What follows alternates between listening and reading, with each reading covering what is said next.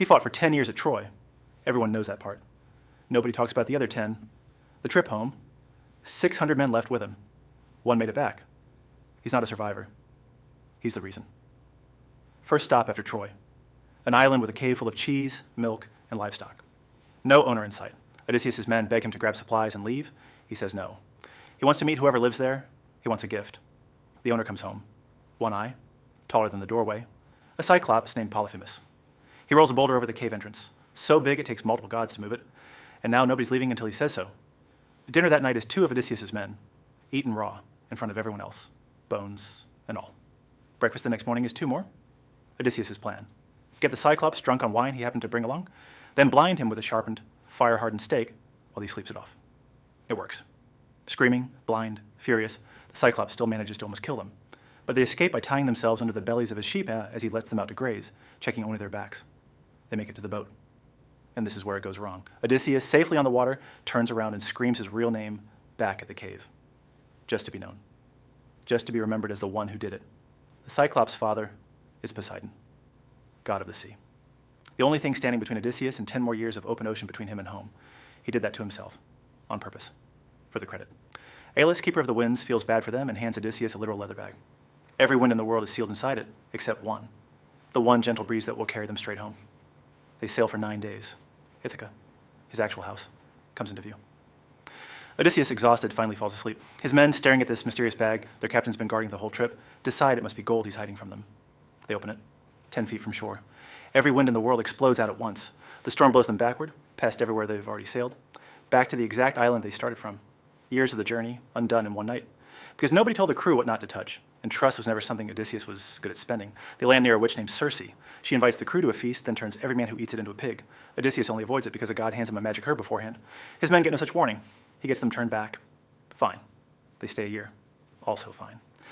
Then it's time to leave, and Circe gives him one more piece of advice.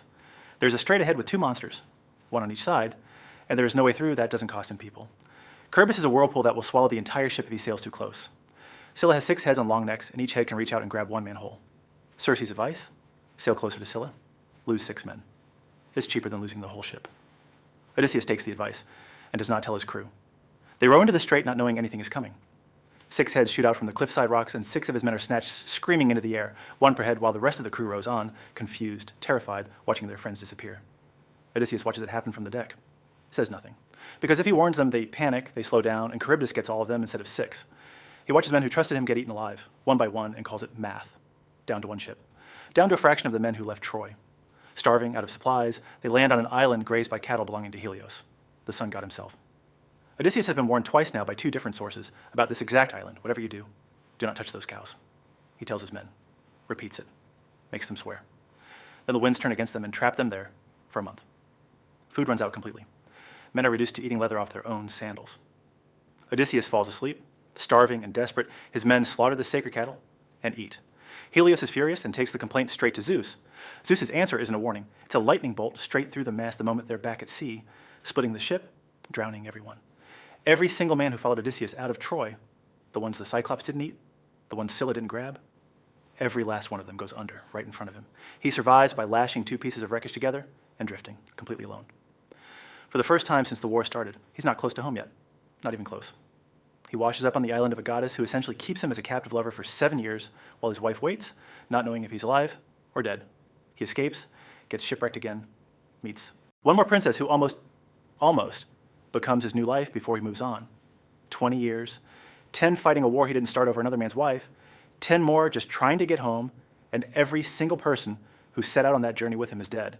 He's the only name history remembers because he's the only one who's still around to tell it.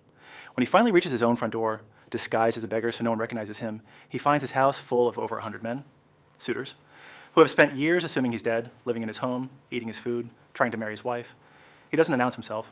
He doesn't hug his son, who is now a grown man he's never really known. He picks up his old bow, the one none of the suitors could even string, and starts locking the doors. Then he kills them, all of them.